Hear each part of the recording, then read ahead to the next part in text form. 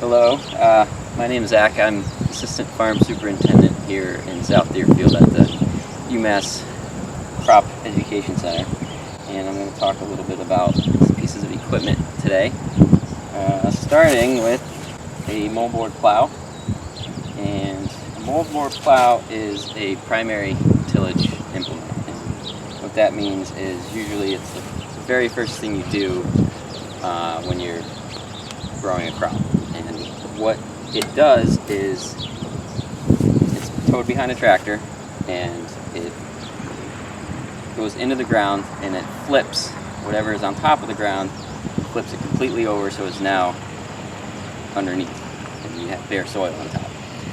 And so this, you're going this way and this goes into the ground and the soil comes up and literally rolls over. You can see the curve and it just flops it over. And this is a 3-bottom plow, 1, 2, 3. And what ends up happening is, as you're going, the last bottom, as it flips the soil, it leaves what they call a dead fur, and it's like a trench. And on your next pass through with the tractor, you put your tires in the trench, and as you start plowing again, the first moldboard flips soil and fills that dead fur. And so you just keep doing that until your field is plowed. Generally we plow about 6 to 8 inches deep, and that does a good job of getting all the residue underneath. If you have a really tall stand of rye, sometimes you'll get a little bit of rye sticking up, but for the most part it does a really good job. Now, parts on the plow, you have the coulters, which help cut the ground, and they line up right with the plow point so that you get a nice smooth, the soil flips over nice and smooth. And plows generally leave a hard pan when you're done, so about 6 to 8 inches deep where the plow's running, you get a compacted layer of soil, which a lot of times you might have to mitigate at some point in the fall to help water infiltrate and break up that hard so roots can go down and get to where the nutrients are and the moisture is. Yeah, so that's the first thing we'll probably do in the spring, and then after that we'll go on to the next piece of equipment.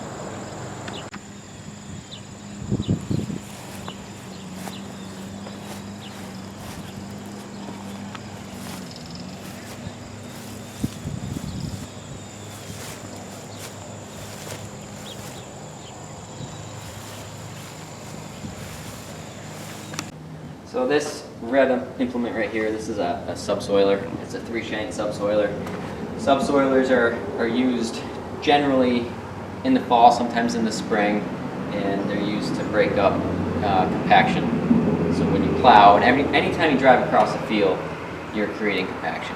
And subsoilers are used to break up that compaction. So you drop the shanks in the soil, and what you want to do is you really just want to get right below that compaction layer, and the shank will get right underneath it, and it will it'll lift that compaction layer and break it up. You don't want to go too deep. Too deep doesn't actually, if you get too deep below the compaction layer, it won't actually break it up. You'll kind of end up just driving through it and smearing a trench through the compaction layer. What you want to do is you want to get this point right below that compaction layer, and it will actually lift it up and kind of shatter it. And these shanks, I think, can go about 16 inches deep, but you don't necessarily have to go that deep. You want to break up that compaction layer to allow moisture down, water to infiltrate and create a good root zone. So this right here is called a disc chisel. It's a chisel plow. It's called a disc chisel because it has a set of disc coulters in the front. And this is a primary tillage implement, and they call it a conservation tillage tool because it's a chisel plow, but it's not like a moldboard plow where it turns everything on top under. What it does is it does leave some residue on top, And this one is a 5-shank chisel plow.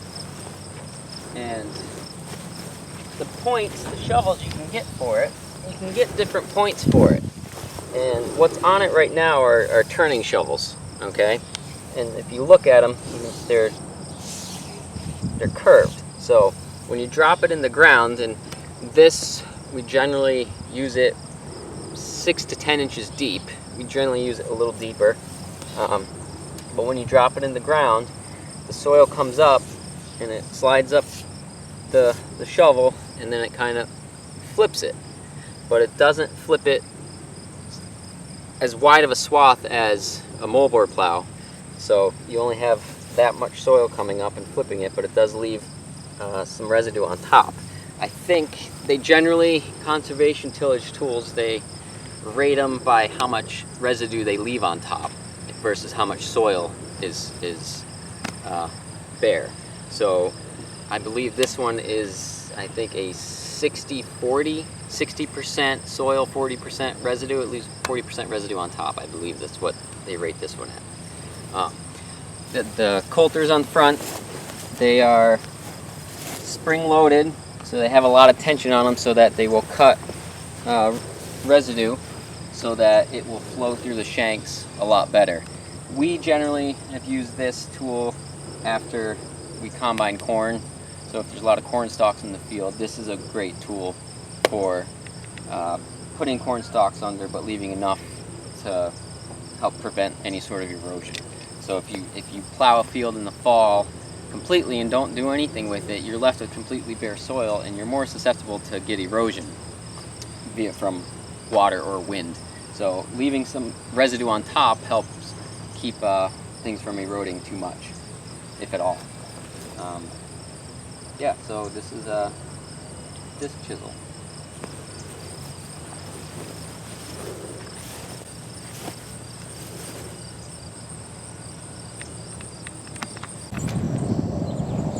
So this machine right here is called a zone builder, and the idea behind this is it's kind of like a one pass and done kind of thing. So it essentially subsoils and creates a planting zone at the same time. And so you have a coulter up front, so it's kind of made for more high residue situations. So this will cut any trash. And in the back you have a big shank that you can go, I don't know how deep it goes, but I mean, you can go 16, 18, 20 inches deep as far as I know. And so that will create a nice deep trench. And then behind that we have these coulters that are adjustable.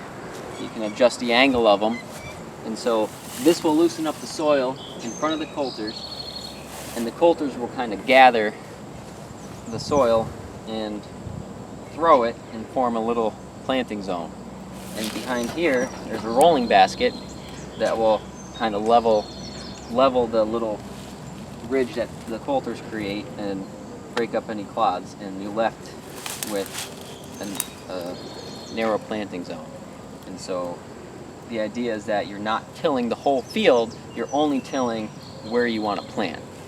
And so that will help keep moisture underground, it'll help reduce soil compaction, and just it's kind of a more of a minimum till implement. This is a tractor mounted rototiller, and I'm sure most people have seen a rototiller or kind of know how it works. Again, just run off the power takeoff on the tractor, and it just spins these blades this way or that way depending on the rototiller, and it just chews up the soil. It really chews it up, and generally it will go down 6 inches, roughly 6 to 8 inches is what we generally till at.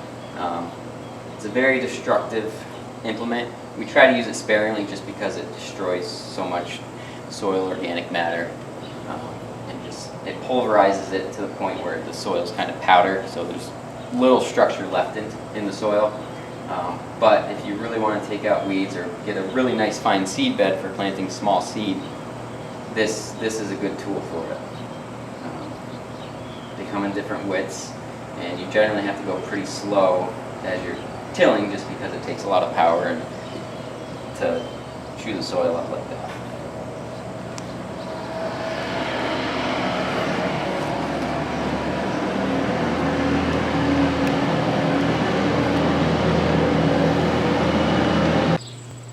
So this here is a cover crop roller crimper is what it's actually called, and we use it to attempt to roll down cover crops and kill them. And the way it works is this one can be mounted either on the front or the back of the tractor, and this drum here, we fill it with water. So you want it to be as heavy as possible, because when you roll cover crops, these blades, these edges, as they roll across the stems of the plants, you want them to get crimped and cut enough that nothing, no water or anything can get into the plants to keep them alive. So you want to cut the stems, crimp the stems as much as possible to crush the cells so nothing flows through the plant, and it will lay the cover crop out flat, crimp it in the hopes that it will die. And it's an attempt to mainly organically kill cover crops for no-till production. I think that was generally the idea behind it. Roller crimping anything is really, timing is really critical depending on the crop that you're trying to kill. So there's still a lot of figuring out as far as what the proper time is to use it, but it does work.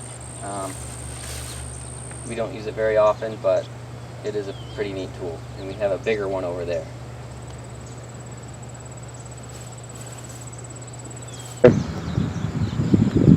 So next up, we're going to talk about a disc harrow, and disc harrow is the second tillage. It's a secondary tillage implement, and what that means is we do it second after we plow. A plow leaves what they call a ridge and furrow.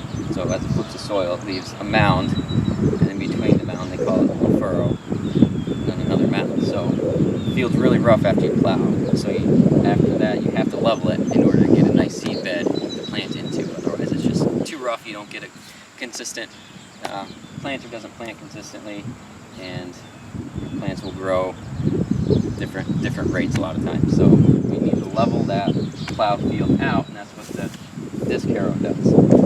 And looking at it, you have a front set of disc gangs and a rear set of disc gangs. And if you look closely, you can see the front set are angled like this, and the disc blades themselves, they're concave, and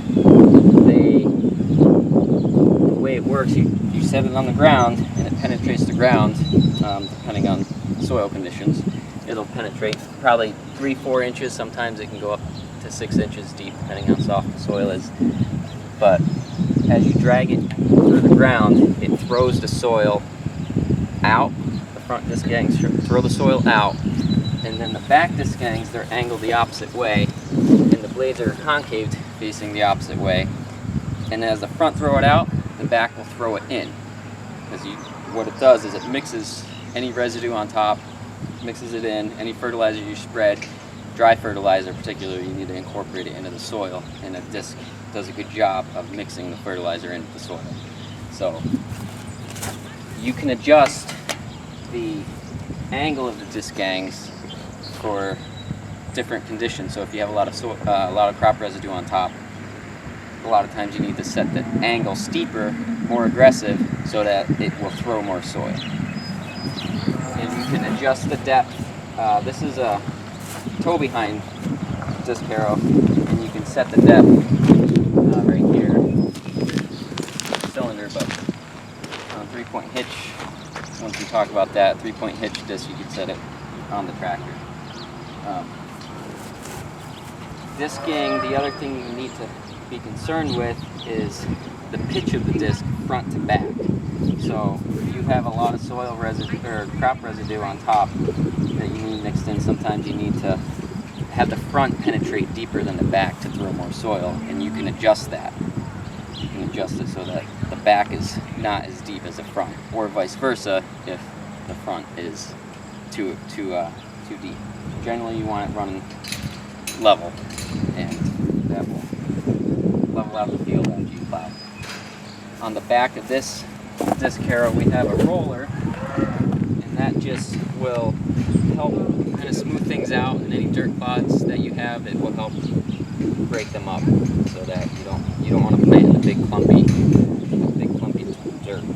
So yeah.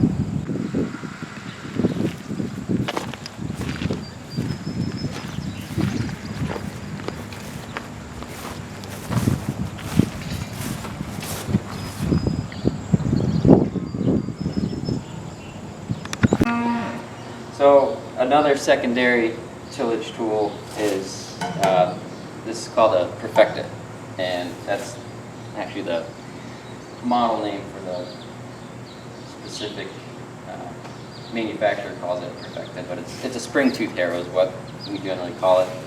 You have these spring shanks. You can see they're spring loaded, and after you plow, or even after you disc sometimes, and you want a nice level seed bed, that's what this is used for. And compared to disking, where you have the disc blades are rolling through the soil and spinning as you do it, you drop this in the ground, and it just, these shanks, these shovels right here, they just pull through the soil. And it's really good in light residue conditions. If you have a few weeds on top, maybe a little bit of cover crop residue or something, this works actually better than a disc for getting things level. These shanks, as you can see, they vibrate, and when they do that, it kind of helps move the soil out a little bit and level things a little bit better. It has a harrow, they call this right here a drag harrow.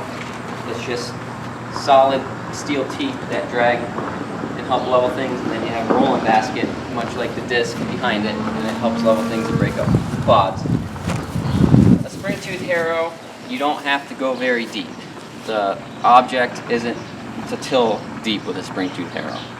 It is generally used at maybe 3 inches, 2 to 3 inches deep, and it's just enough to take up any light weeds that are growing and to help level for a nice seed bed. And again, you can adjust the pitch this way and that way, and left and right, but you want it level through the field as you're using it.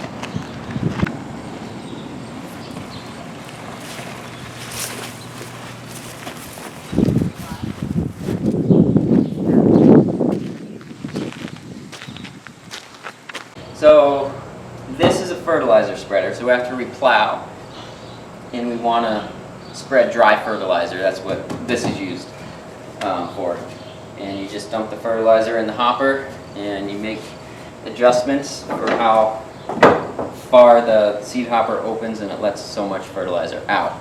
It's run off the tractor with the PTO, and what that does, on the back there's an arm that swings back and forth, and as this fertilizer comes out, the arm literally just flings the fertilizer in an arc, just back and forth like that. And it will. This one, I think it has a spread of about 40 feet, so it covers quite a wide swath as you're doing it, and it works really well. Yeah, pretty simple. That's what we use for dry fertilizer.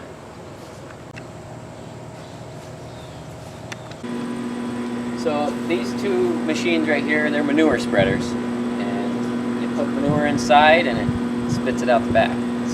It's run off a tractor PTO. This is a newer one. This one's much better. If you want to call it more precise, I guess you could. So you put the manure in the back, and this right here, it's attached to a hydraulic piston, and it pushes the manure to the back. That door in the back opens up, and then on the other side of the door you have the beaters. Right here you have the top beater, And then you have a bottom beater, and they spin in opposite directions, and it throws the manure out and kind of spreads it out. It just kind of flings it. It's not a real precise implement, but when you need to get rid of your manure, that's what you use. You can adjust the rate in which it pushes the manure out the back, so you can adjust the flow to that pusher, so it goes faster or slower, so you can get different rates. This one over here is much older, and as you can see, it's mainly made out of wood, starting to rot away, but you can't really get real precise with this. It's ground driven, the chain is ground driven, the beater in the back is just one beater, and there's no adjusting how fast the manure flows out the back, but it does still work. So yeah, we use it to spread compost, we use it to spread manure. So that's it. So once you've plowed, fertilized, disked, or prepared your field for planting, you're ready to plant. So this is a grain drill, and grain drills are used to plant generally smaller seeded crops like wheat, rye, barley, things that have close rows.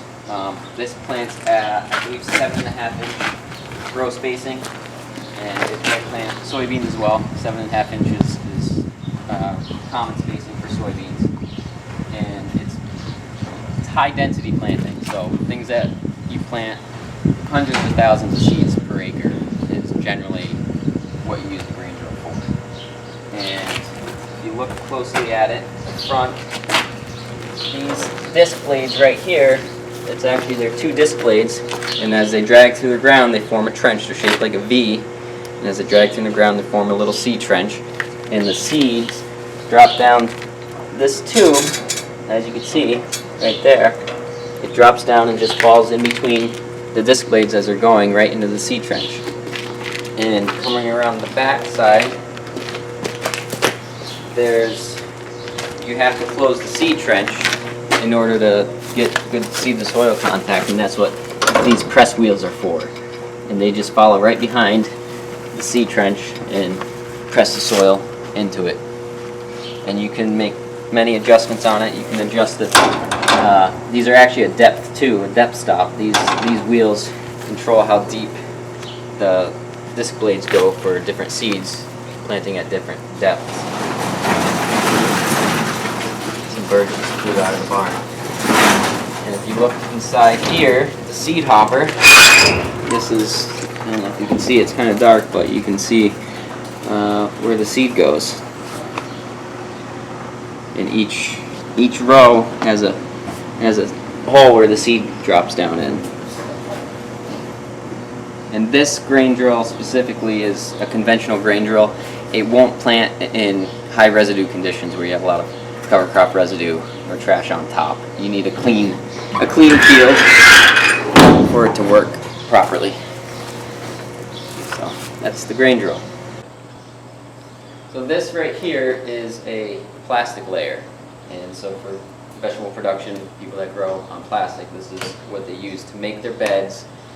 It lays irrigation drip tape and lays the plastic all in one pass. So the tractor gets hooked up here and you're driving this way, and when you set it on the ground, right here, these wings, they sink down into the ground, and they as you're driving, they pull soil in here. And they get narrow in the back, and what that does is it packs the soil in to this bed shaper in the back. It packs it in nice and tight.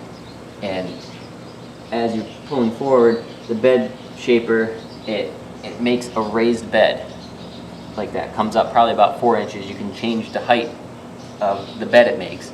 So generally we're about 3 to 4 inches raised bed.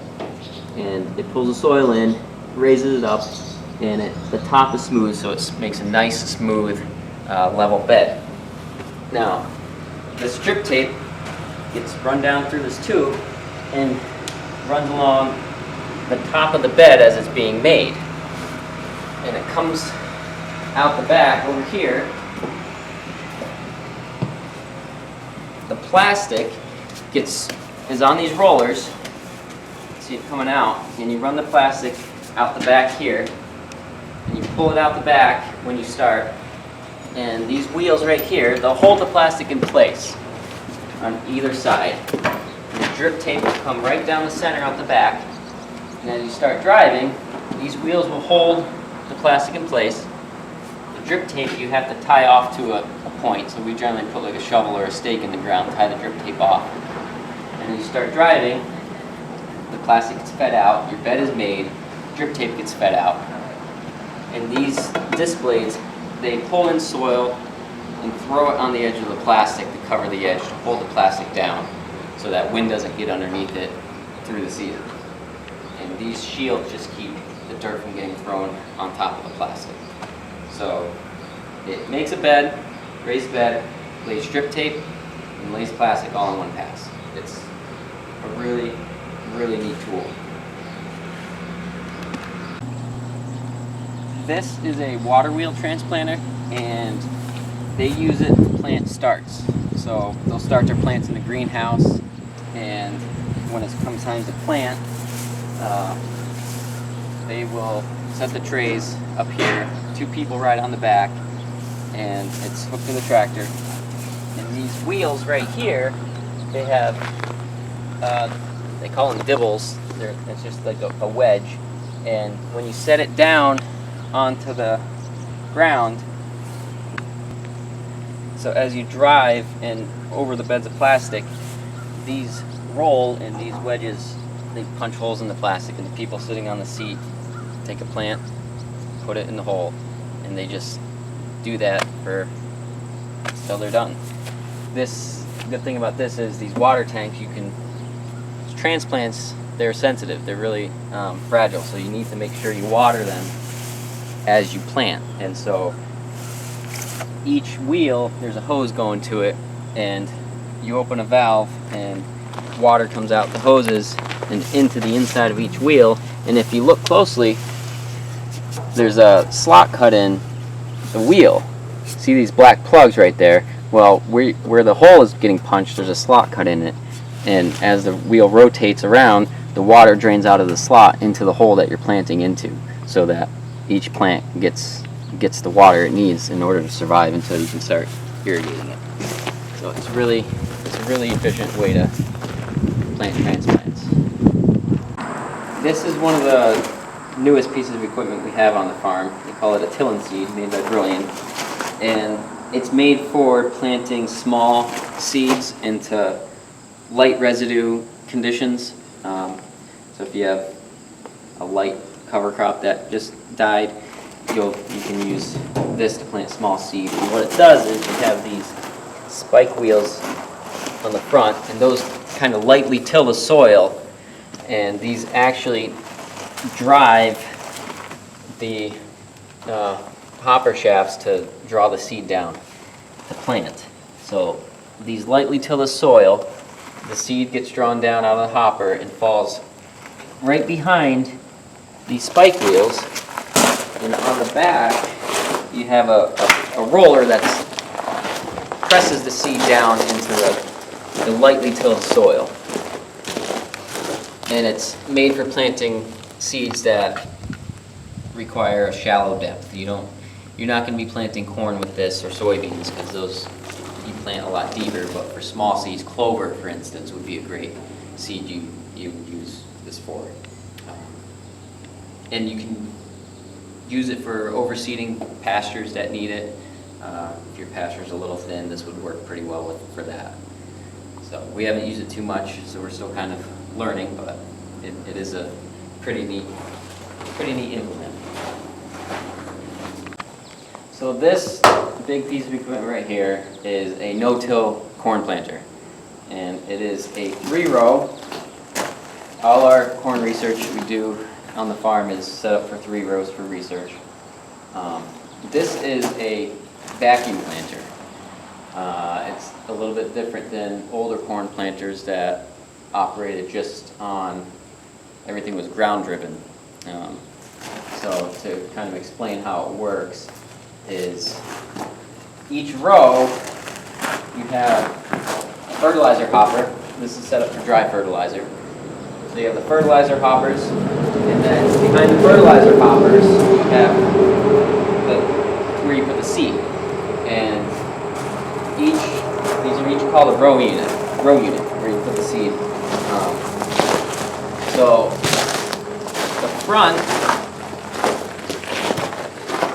there you see the hoppers where you put the seed. Dump the seed right in there. So kind of working from the front to the back of the planter. Sorry, Archie.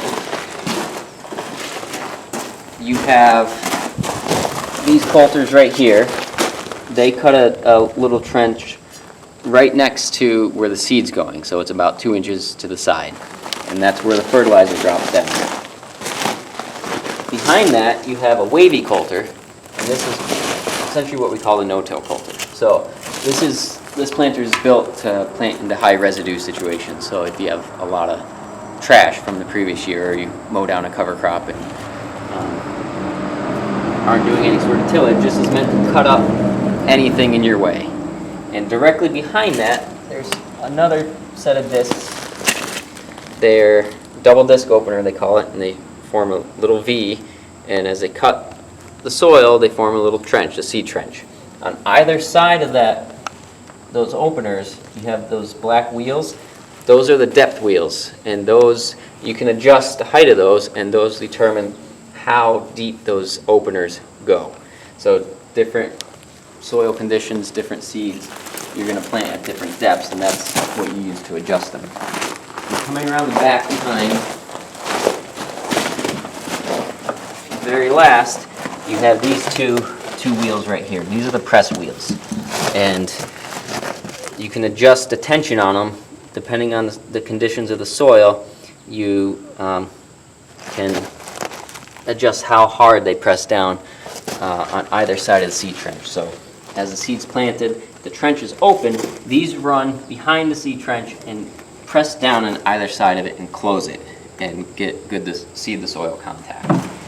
Now back to how the vacuum planter actually works is this is the vacuum unit, and it's run off of the hydraulics of the tractor. This is a hydraulic motor. As this motor spins, it forms a vacuum. Now back into the row unit, you have a hose running to each row unit, and what it does is this is a seed plate, and it sits in the row unit vertically, and once everything is, this is in the row unit and you close the door and everything, as the vacuum's running, it sucks a seed to each hole. So as the planter's moving, you're driving, this is rotating this way, and as it's rotating, a seed gets sucked to each hole. And once it reaches a certain point, the vacuum stops and it drops the seed down the seed tube into the trench, and then it's planted. So vacuum, vacuum, no vacuum, seed drops off, it's planted. And depending on the seeds, different seeds require different seed plates. They make seed plates that have many more holes in this. They make them that have 2 holes, 1 hole, depending on what you're planting, bigger holes, smaller holes. It all depends on the type of seed that you're planting. This will plant corn, it'll plant pumpkins, it'll plant squash, soybeans. Big seed. It's not made for small seed.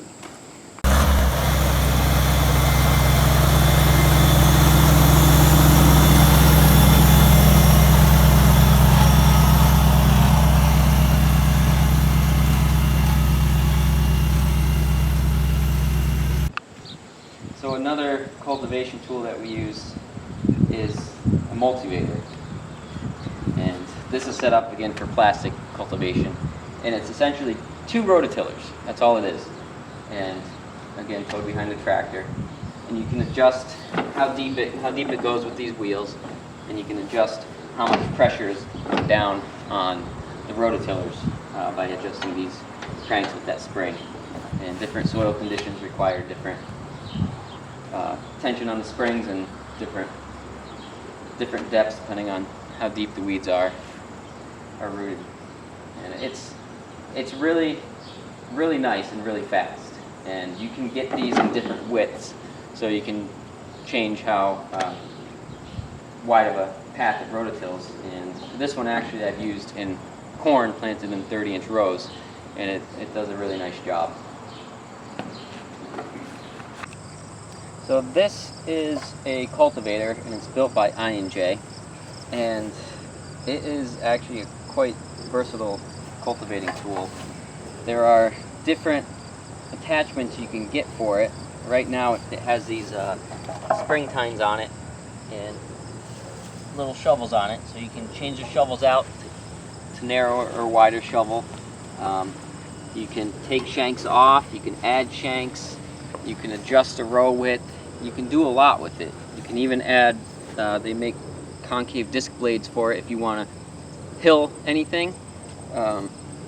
So it's quite versatile. You can change the depth on it, each row separately if you want. It's nice because the way it's built, you have this is called parallel linkage, and so you have a gauge wheel, so it follows the contour of the ground as you're using it, so you have a consistent, everything's at the same depth. As long as everything is adjusted right, the parallel linkage allows the cultivator to follow the ground, so it's nice and consistent with its cultivation.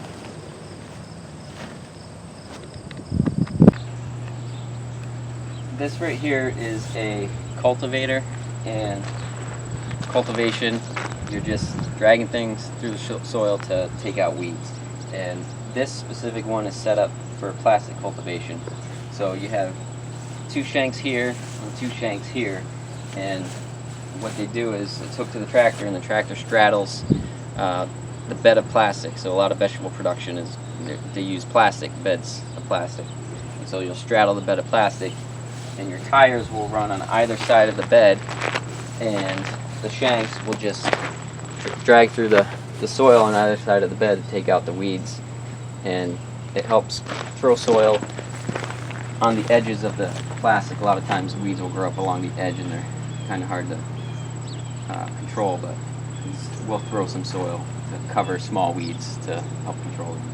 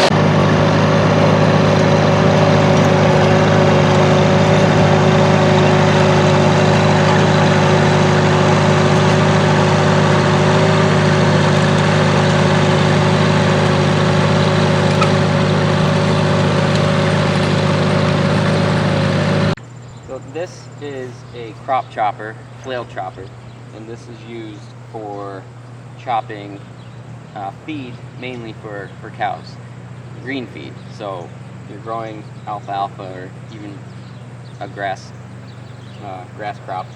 This, you use it, it's like a big lawnmower essentially, and you go across the field and it spins really fast, and it cuts the field, the alfalfa or whatever you're growing, it throws it into here, and it augers it over to here, and there's a chopper in here. And what it does is the long pieces that you just cut get chopped up into real small pieces in here, and then they get blown up the chute, and you tow a wagon behind this, and it shoots the chopped feed into the wagon. That's the wagon we use to tow behind it. And once that wagon is full, you go and dump it in a truck or dump it in a bunk or wherever you're storing it, and then you cover it with plastic, or you can even blow it into a silo, and it's for making silage feed. So this right here is a mower conditioner, and this is what we use to mow our hay fields. And it's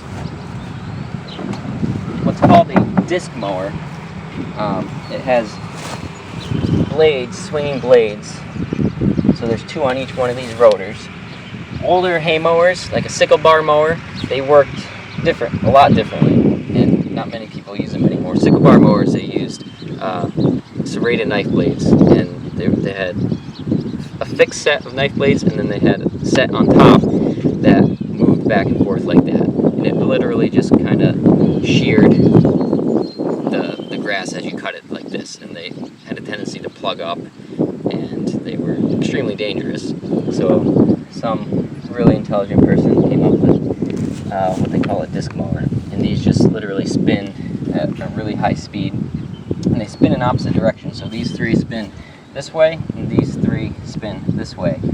And if you look down here, after the grass is cut, or clover or whatever hay you're cutting, the grass flows through the mower blades. And right here, this is called a conditioner, and this is an impeller conditioner. And what it does is it spins really fast like this, and these blades right here, they just literally beat the grass or whatever you cut. They beat it, and the idea is that it just breaks the cells of the plants, and so it allows the hay to dry that much faster.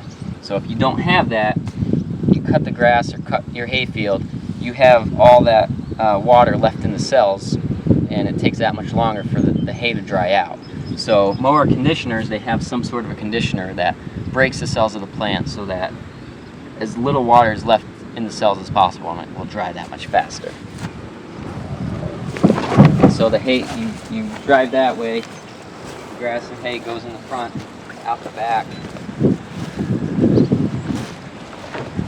It gets dropped out the back in what we call a windrow. And so after you go around, you're left with rows of cut hay.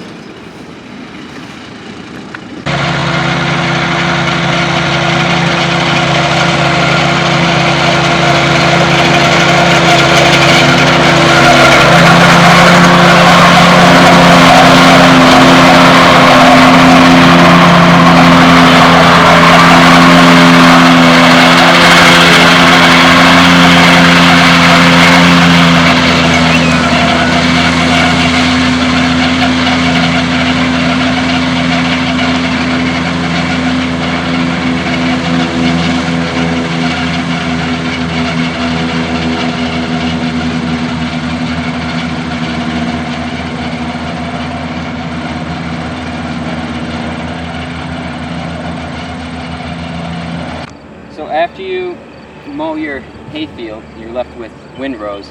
You want it to dry out as fast as possible. So this right here is called a tedder, and what it does is these rotor heads spin really fast, and these fingers, they grab the hay and just throw it out the back, and it just spreads it out.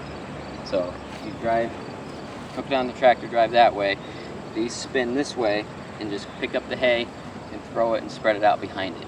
And it allows the hay to just get more sun to it. A wider surface area allows the sun to dry the hay that much faster. And depending on what cut of hay we're doing, sometimes we'll ted it 2 times, sometimes we'll ted it 3 times, sometimes we've even done it 4 times, depending on how heavy the hay field is, how much hay is on the ground, and the weather conditions.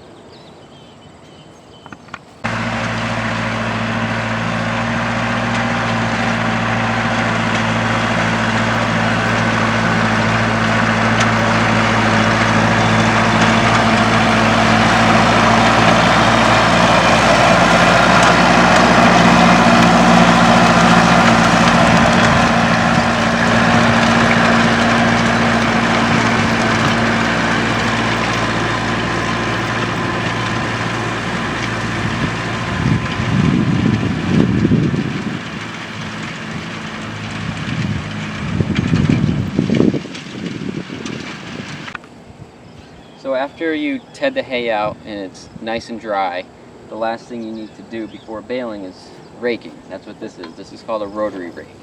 And what it does is it rotates this way. You lower it to the ground, it rotates this way, and it just throws the hay against this apron, they call it, and it forms a nice windrow. So the action of it as it rotates, as these fingers, they drag just above the ground. You want to pick up as much of the hay as possible. So they swing this way, pick up the hay, and they actually kind of corkscrew the hay. They roll it, so whatever's, much kind of like plowing, whatever's on the bottom now is on top, and it fluffs it up at the same time. And when you put dry hay in a windrow, it actually helps with the drying process even more, because there's so much airspace between the leaves in the windrow. It allows a lot of air to get through it, and it speeds up the drying process quite a bit. There's times when we have to rake a field twice, depending on the conditions, because sometimes the stuff on the bottom after you ted it out doesn't get completely dry, and hay can absorb a little humidity from the air, and sometimes you have to re-rake it to get the hay dry enough to bale. But this is rotary rake.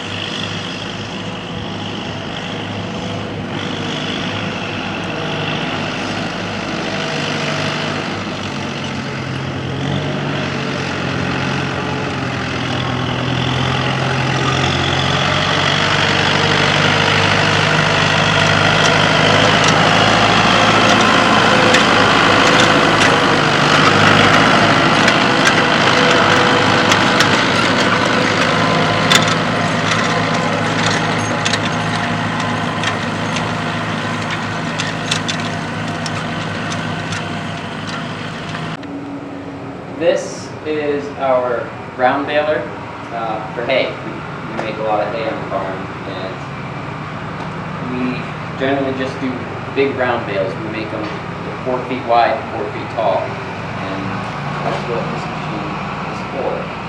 If you look as it's baling hay, the tractor, it straddles the windrow, so the dry hay that you're ready to bale is right down the center of the tractor, and you straddle it. And as this is running, it's powered from the tractor. Down here, it's called a pickup, and it spins this way, and there's teeth on it, and it just picks up the hay and throws it into the bale chamber. And there's a lot of things spinning, and ground balers are actually quite simple. All it does is pick up the hay, throw it inside, and it literally just rolls the hay and just rolls it like a snowball, and it just builds it up, wraps it up until it's the size you want it. And the baler has a little gauge on the other side, and it tells you when it's ready to tie. And when it gets to a certain size, this little arm swings in the string. It catches the bale over there, and it literally just wraps it.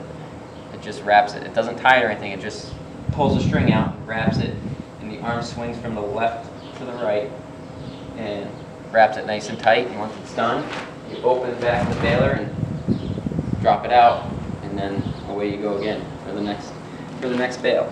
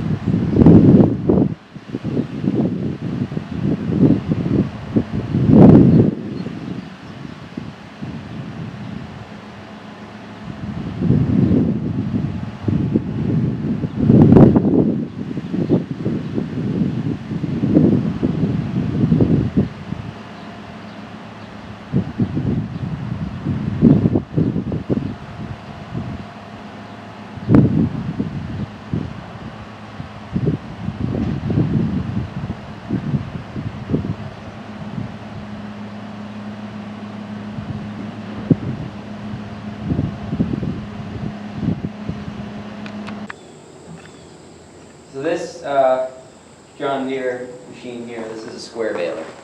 And we don't use it very often anymore, but it's a handy machine. And much like the round baler, it picks up the hay and throws it in and spits out a bale, a square bale. So you have the pickup right here. Again, it's spinning this way. It brings the hay up into this auger. The auger spins and pushes the hay this way. In here, you have these fingers. They go like this.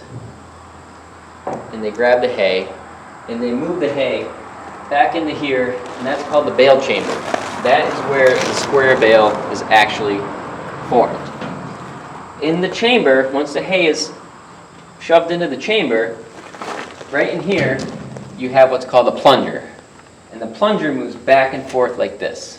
And it literally just slams the hay to the back of the baler. And it just keeps doing that until the bale is the right size. And once the bale is the right size,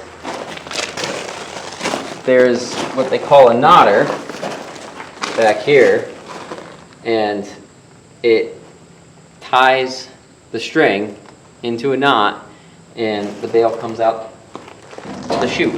And you either grab it and throw it on the wagon or let it fall to the ground. Knotters are kind of a marvel of engineering. I don't know how they work, but they work somehow. Yeah, square baler. This is where you keep the string, and it's fed through some way to back here, and then it gets tied and cut in there. And this is a conditioner, so if the hay's a little green, not fully dry, we'll use a preservative in this, and it will actually spray the windrow as you're baling to help preserve it so the hay doesn't go moldy.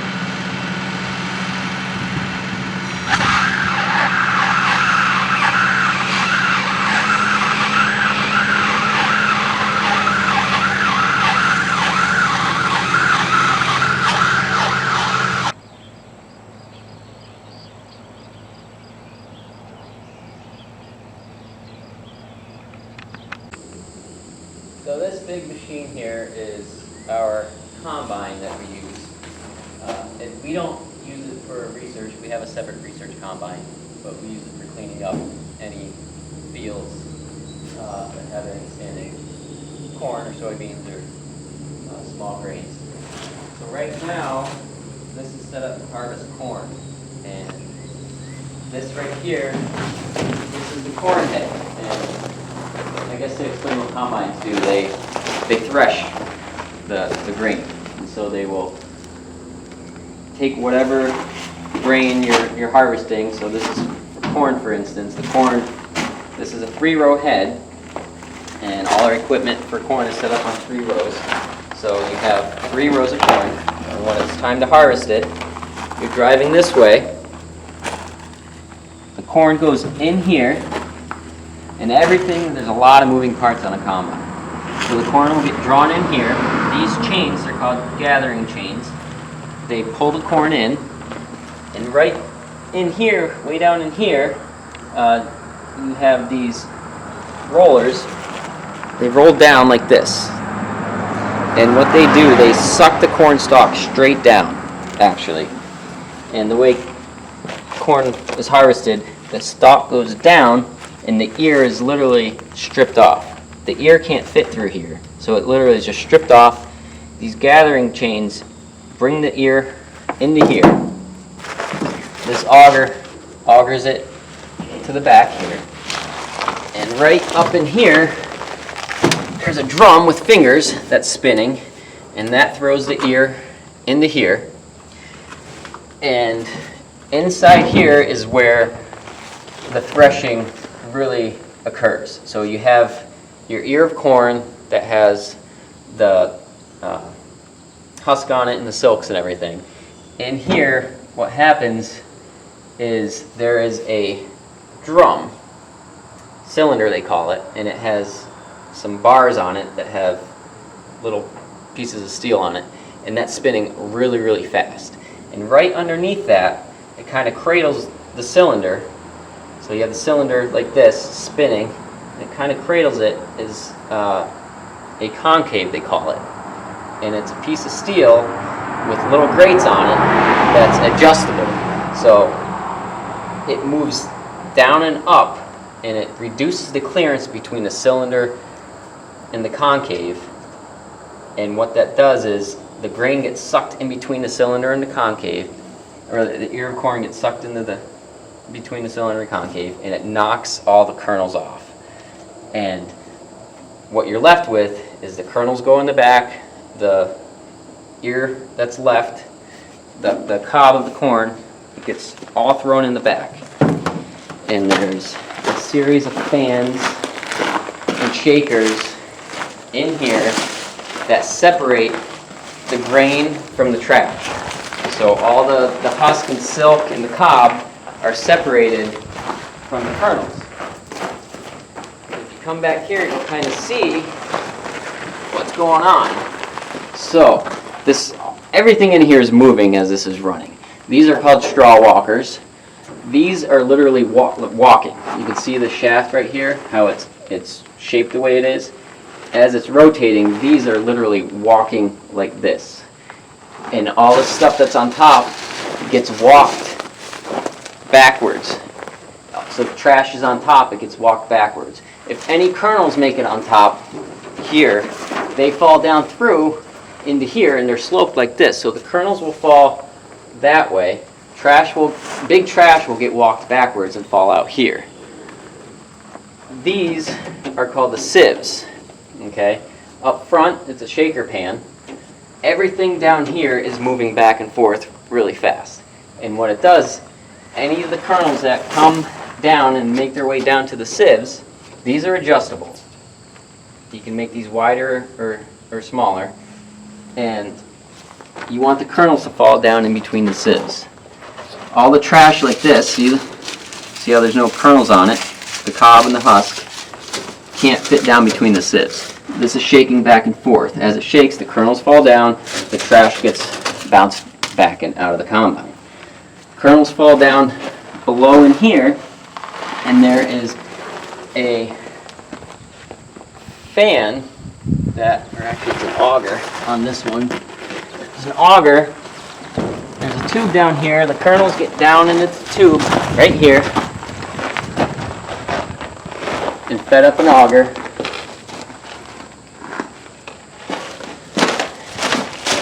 Up in here.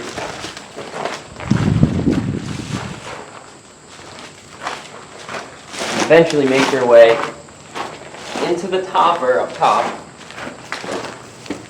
Actually, take it back. There's two directions that goes.